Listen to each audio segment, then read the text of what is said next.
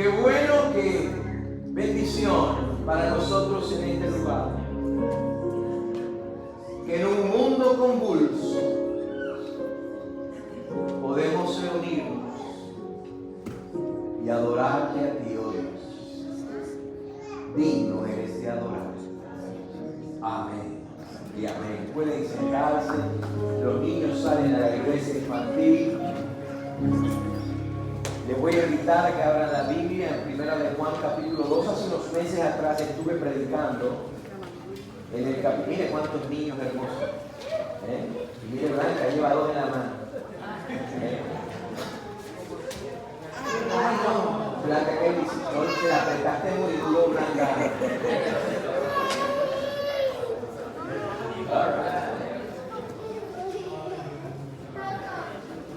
Primera carta del apóstol Juan, primera epístola de Juan, en el Nuevo Testamento, primera de 3. Y voy a continuar, porque realmente estuve a principio de este año, final del año pasado, principio de este, estuve predicando en el capítulo 1 de esta epístola. Hoy vamos a ir al capítulo 2.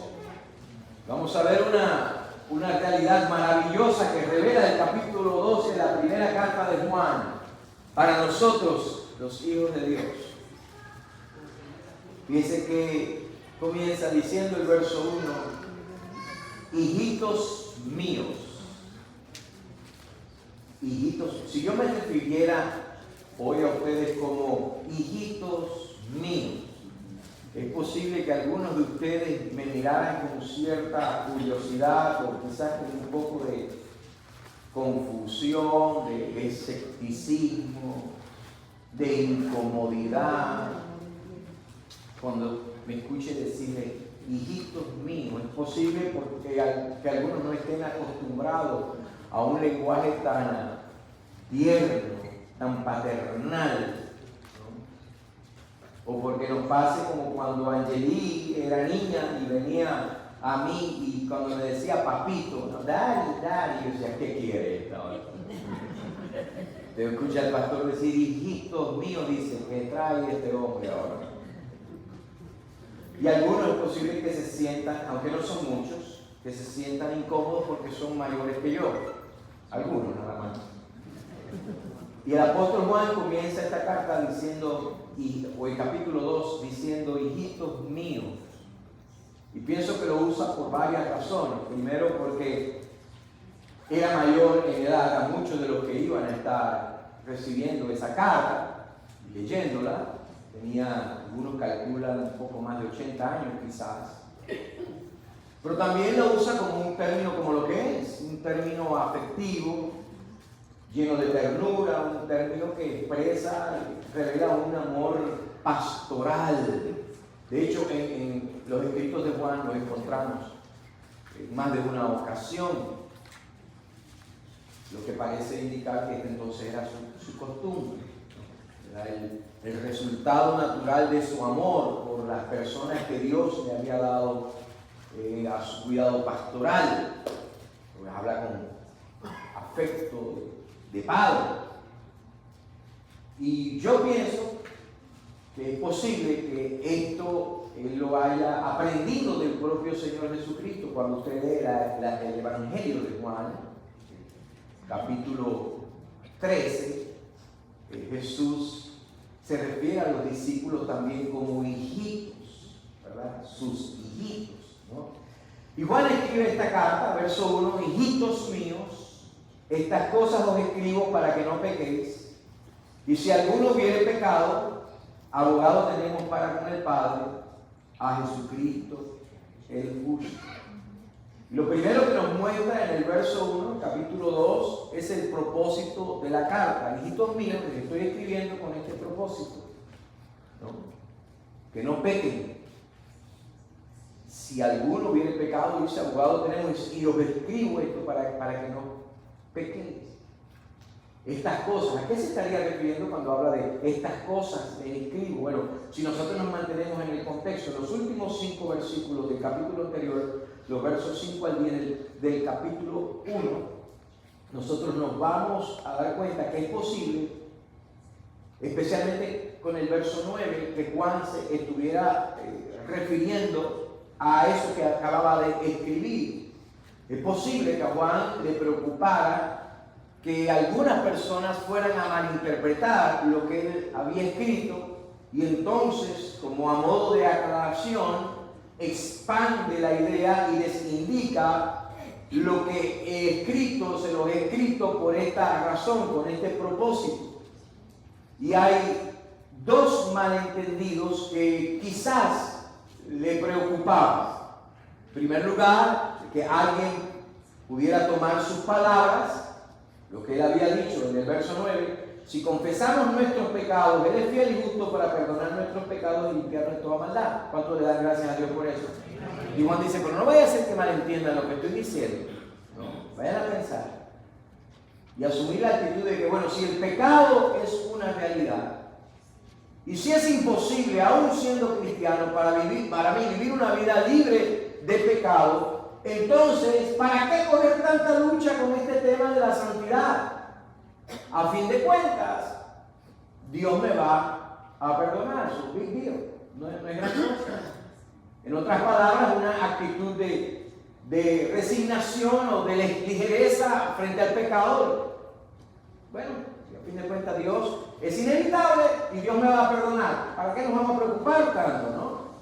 O quizás la otra actitud de que otros pudieran pensar: bueno, como soy cristiano, he sido hecho libre, soy libre, soy una persona libre, yo vivo bajo la gracia, ya no vivo bajo la ley, así que yo puedo hacer lo que quiera, puedo pecar, porque a fin de cuentas Dios me va a perdonar. Mucha gente que tiene problemas con la seguridad eterna de la salvación la tienen por eso, porque piensa que la seguridad eterna de la salvación es una licencia para que la persona peque, porque Dios lo va a perdonar. Y es todo lo contrario, y lo vamos a ver en un ratito. Yo le llamo a esto el síndrome de Rasputin, aquel confidente político y religioso de la familia imperial rusa, los Romanov. La filosofía de Rasputin, que vivía una vida licenciosa y extremadamente desorganizada, lujuriosa, todo lo malo. Pero él justificaba su estilo de vida, incluso tomando las Biblias. Él tergiversaba y manipulaba Romanos 5, los versos 20 en adelante, 20 al 22 por ahí. Y él decía: bueno, si yo peco, y la Biblia dice: donde abunda el pecado, sobreabunda la gracia, pues entonces, ¿verdad? Jajaja, dice Alejandro, claro que jajaja. ¿No? Cualquier persona inteligente como Alejandro se ríe de esto. ¿No? Si ese es el caso, entonces yo voy a ayudar a Dios a que manifieste más de su gracia. ¿Cómo lo voy a hacer? Pues voy a pecar. Voy a pecar a diestra y siniestra, porque mientras más yo peco, más Dios puede manifestar su gracia, más abunda la gracia de Dios. Si quieres, le decía incluso era su enseñanza, si quieres experimentar la abundancia de la gracia, llénate de pecado. Diría Alejandro. Debe decirle que esto no, es mucho más viejo que Rasputin, tan reciente como un hombre que se levantó aquí hace algunos años ya falleció, que decía que él era el Cristo hombre, no voy a mencionar ni siquiera su nombre, que enseñaba lo mismo. Y todavía la iglesia que él estableció, vamos a decir la falsa iglesia que él estableció, todavía sigue predicando lo mismo, sigue activa. Juan sabe algo, Juan no ignora algo. Juan sabe la realidad sobre el pecado, acerca del pecado. Él sabe el perdón de Cristo, y él sabe esta cosa, y él sabe la gracia, lo que es la gracia de Dios, pero él sabe que esto podía ser malinterpretado por la gente, malinterpretado por quienes viven y ven el pecado como algo inevitable. No hay esperanza, pues ni modo, Dios me va a perdonar, no hay que luchar, no hay que buscar la santidad, no hay que crecer, la semejanza con Jesús, porque el pecado es inevitable y me va a agarrar de todas maneras. O por quienes quieren abusar de la gracia y usan la gracia precisamente para pecar. Y por supuesto que ambas actitudes son erróneas. Juan está advirtiendo. En julio, nosotros vamos a llevar, mi esposa y yo vamos a llevar a algunos jóvenes al campamento. El campamento requiere que haya una enfermera en el campamento. Y los que están organizando necesitan una enfermera. Mi esposa va como enfermera voluntaria. En el campamento va a haber una oficina para la enfermera. Mi esposa ya ha estado comprando todas las cosas que necesita como enfermera para tener, está preparándose.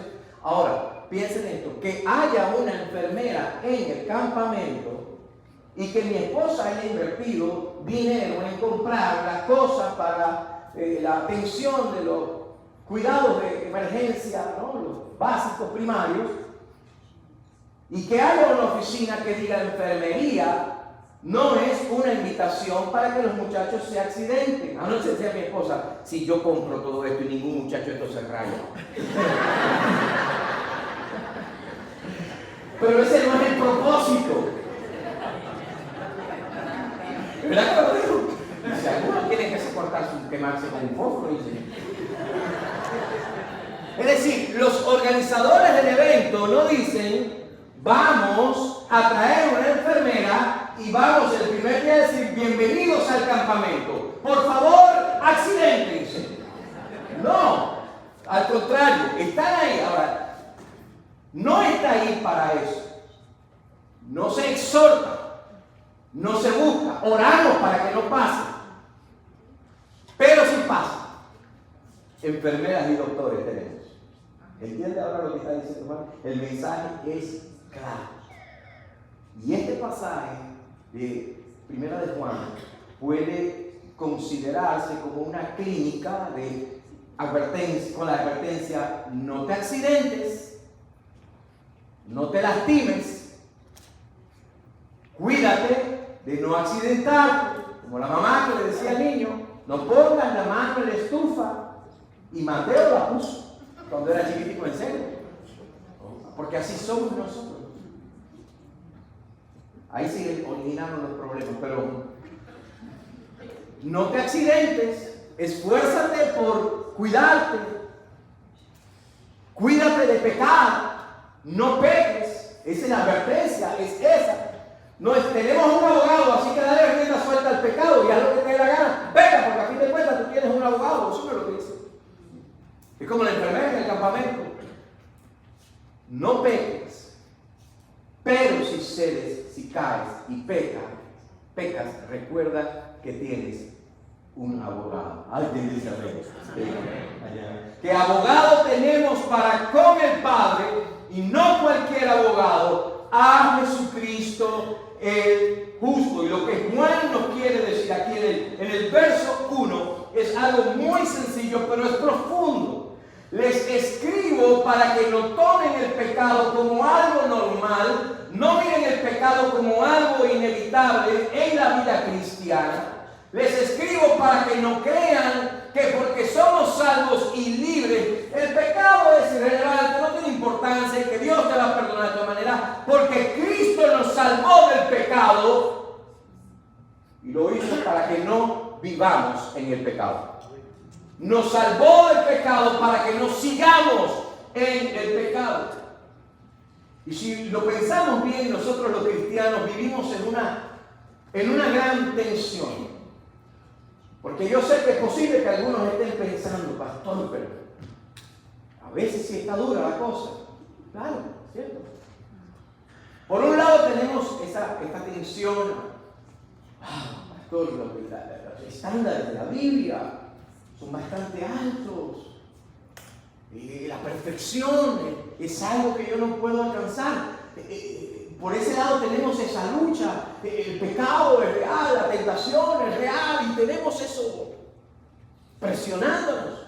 Y por el otro lado tenemos entonces la misma Biblia diciendo: busca la santidad, sigue la santidad. Entonces vivimos, realmente tenemos esa presión. Y aunque es una meta muy alta, esta en realidad debe ser nuestra meta. Vivir cada día evitando el pecado en lo que pensamos, en lo que decimos y en lo que hacemos. Y por eso Dios ha puesto su Espíritu Santo en nuestras vidas para ayudarnos y también redarguirnos.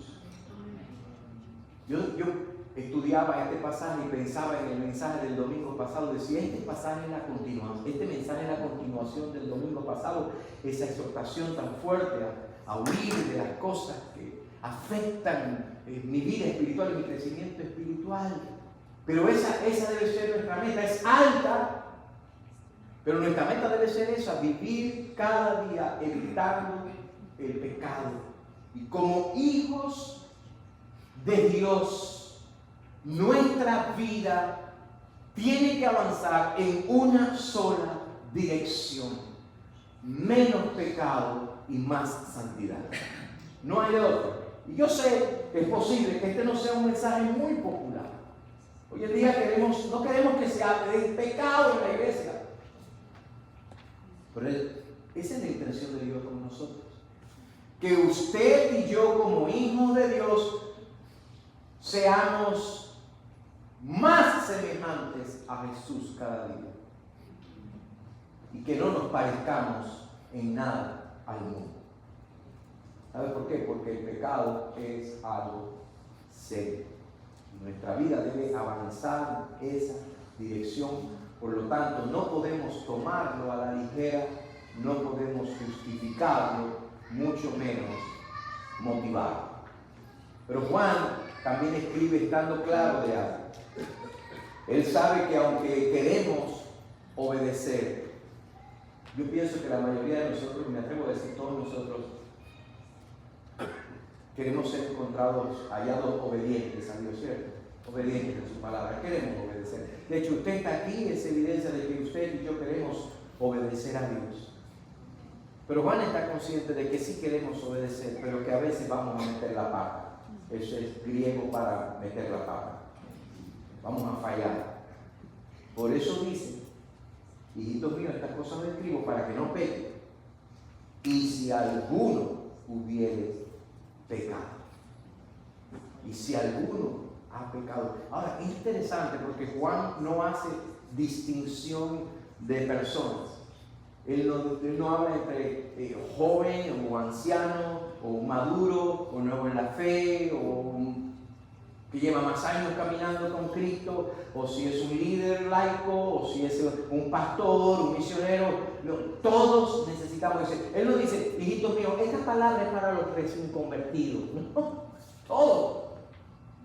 Y recuerde, ¿por qué es importante? Usted me lo ha escuchado decir muchas veces, y creo que voy a ser papagayo en esto aquí en la iglesia. ¿Por qué todos necesitamos esta palabra? Porque a los pies de la cruz todos estamos al mismo nivel. A los pies de la cruz de Cristo todos somos iguales. Por lo tanto, no hace distinción de personas, pero tampoco distingue entre pecados o pequeños. No dice, hijitos, escribo estas cosas por si ustedes cometen algún pecado muy grande, o por si cometen algún pecado muy pequeño, o más grave, o menos grave. No hace distinción. Nosotros sí hacemos esa diferencia.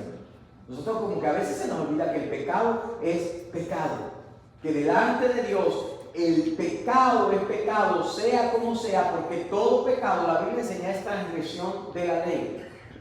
Ahora, lo que puede variar y varía son las consecuencias, ¿cierto? Pero pecado es transgresión de la ley. Por eso Juan dice simplemente, y si alguno ha pecado, si alguno peca, el punto es que todos nosotros podemos caer, y cualquier pecado necesita el perdón de Dios. Ahora la pregunta es, ¿por qué es que podemos experimentar el perdón de nuestros pecados? Alguien da gracias a Dios porque sus pecados han sido perdonados. Juan dice que el perdón de pecados lo podemos experimentar porque nosotros, en primer lugar, tenemos un abogado. Y esa palabra abogado quiere decir alguien llamado a estar al lado para ayudar en un momento de necesidad. Alguien que viene en tu ayuda en un momento de necesidad. Es la misma palabra que se usa en Juan capítulo 14 para referirse al Espíritu Santo. como en Juan 14 habla del Espíritu Santo como el consolador, como el ayudador. Aquí la palabra se traduce correctamente como abogado, porque significa no solamente alguien que está llamado a estar a tu lado, sino alguien que alza su voz y da testimonio en defensa nuestra. Alabado sea el nombre del Señor. Y ese es el tema hoy que me gustaría que mantenga en su mente y en su corazón. Ante las cortes celestiales, nosotros tenemos al Señor Jesucristo como nuestro abogado, como el que viene a nuestro lado, a nuestra ayuda, pero el que alza su voz en testimonio a favor nuestro. Bendito sea su nombre. De hecho, nosotros tenemos un equipo de abogados, tenemos una firma de abogados, tenemos un abogado delante del Padre en los cielos, pero tenemos un abogado en nosotros que es el Espíritu Santo, el ayudador, el consolador. Tenemos un abogado que da testimonio a favor de nosotros, no en nuestros méritos, sino en los suyos propios. Alguien que alza la voz por nosotros, pero tenemos alguien que es voz dentro de nosotros. Alabado sea el nombre del Señor. Así que dice Hebreos 7:25 que este abogado, que es Jesucristo, vive para interceder por nosotros. Vive para interceder por nosotros. Yo no sé cuánto ustedes han tenido alguna vez la necesidad de emplear un abogado para que lo defienda en algo, pero una cosa le puedo asegurar desde mi experiencia: los abogados no viven para defenderte a ti, te defienden a ti para vivir el Perdón si hay algún abogado aquí que dice, aunque no lo puedo defender. En los últimos tiempos hemos estado viendo incluso casos importantes a nivel nacional en los tribunales. Así que nosotros sabemos bastante de la importancia. Algunos de ustedes están pensando en Donald Trump, otros Johnny Depp. Todas estas circos que se han montado en todos los lados. Pero ¿qué hacemos nosotros cuando necesitamos un abogado? Cuando nosotros necesitamos un abogado y tenemos que escoger una firma de abogados, queremos asegurarnos de alguna cosa. Queremos asegurarnos, por ejemplo, si es especializado en el área legal que tiene que ver con mi caso. Yo quiero saber si él entiende mi caso y si tiene experiencia en el área legal para la cual yo lo estoy buscando como abogado. Queremos saber si tiene licencia para representarnos en ese circuito en particular o específico. Queremos saber cuál es su promedio de casos ganados, casos perdidos, ¿verdad? Usted no quiere un abogado de 100 casos perdió 99 y el que ganó lo dejó en el aprisco. Y lo más importante, tal vez para nosotros, es cuánto cobra ese abogado, ¿no? Ahora nosotros sabemos que muchas veces mientras mejores son, más cobran. Ahora permítame decirle hoy que los hijos de Dios tenemos la mejor firma de abogados. Tenemos el mejor equipo. La Biblia dice que Cristo es nuestro abogado ante el Padre, que Él es especializado en el área legal en la cual usted y yo necesitamos defensa. Porque aunque Él no cometió pecado, la Biblia dice que por nosotros se hizo pecado, porque Él llevó sobre sí nuestros pecados y nuestras culpas. Él es el abogado que nos puede representar, porque Él entiende muy bien. De hecho, es el único que lo entiende a perfección. El área legal que nos acusa, que nos mete en problemas. Pero Él es el abogado perfecto, porque dice que es Jesucristo el único, el justo, mejor dicho. Jesucristo el justo, el único justo delante de Dios. El verdaderamente justo, el totalmente justo. En otras palabras, porque Él es justo, Él tiene licencia para defendernos en ese circuito, para representar perfecto, justo que tenemos usted y yo. Porque a diferencia de los abogados de este mundo, el precio lo pagó Él mismo. Alabado sea el nombre del Señor con su sangre sobre el madero, la cruz. ¿Pero quiere más? Porque es el mejor abogado. Porque tiene un historial impresionante. Porque nunca ha perdido un caso. Alguien dice amén esta mañana. No hay persona a la que Él haya representado que haya sido condenado. Bendito sea el nombre del Señor. La Biblia, por el otro lado, identifica a Satanás en el libro de las almas como el acusador. Sí, porque tenemos un abogado, pero hay un fiscal por el otro lado, ¿cierto? Dice que es el acusador de nuestros hermanos. En Apocalipsis 12:10 dice que día y noche les acusa. Hay un abogado fiscal, prosecutor, dicen en inglés o algo así, ¿no? Un acusador, pero en la corte también hay un abogado. Así que cuando Ángel Izquierdo peca, no deliberadamente, pero cuando Ángel Izquierdo peca, el acusador se apresura a hacer su trabajo. Es posible que hasta cite algunos versos de la Biblia. Mira, Ángel Izquierdo dio falso testimonio. Ángel Izquierdo codició. Ángel Izquierdo tuvo envidia. Y cuando pide sentencia, él no dice yo pido que le den probatoria. No dice yo pido que tiene que morir. Porque hay una ley que dice que tiene que morir el transgresor. Sin importar el pecado, es pecador. Pero entonces le toca el turno al abogado. Alguien dice amén, bendito sea Dios. Y el abogado dice, sí, yes, your honor. Sí, su señoría. Déjeme aclarar. Sí, padre. Ahora, ustedes se imaginan, en las cortes humanas eso no es permitido, hay conflicto de intereses. Pero ustedes se imaginan. Hello. Ustedes se imaginan la cara del enemigo. Ustedes se imaginan cuando el acusador dice el pecador necesita morir y el abogado se levanta, se presenta y dice sí, padre. ¿Qué pasó? ¿Que es padre? Sí, padre. Él es culpable de esos pecados, pero la culpa ya no le es imputada, la culpa, Padre, porque yo pagué por él. Usted se imagina la cara.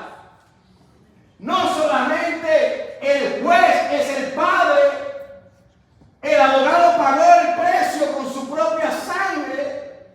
Aquí hay conflictos de intereses, pero la cosa se pone mejor todavía, porque el abogado es hermano del acusado. Tremenda la situación. O sea, es hijo del padre, el padre juez. ¿Ustedes se imaginan? Eso no se permite en una corte. I call for a mistrial. Hubieran gritado aquí, ¿no? Este es un juicio arreglado. Y el hijo responde, padre, la única verdad que este mentiroso puede decir en toda su historia es que esto fue arreglado. Sí, padre, es verdad.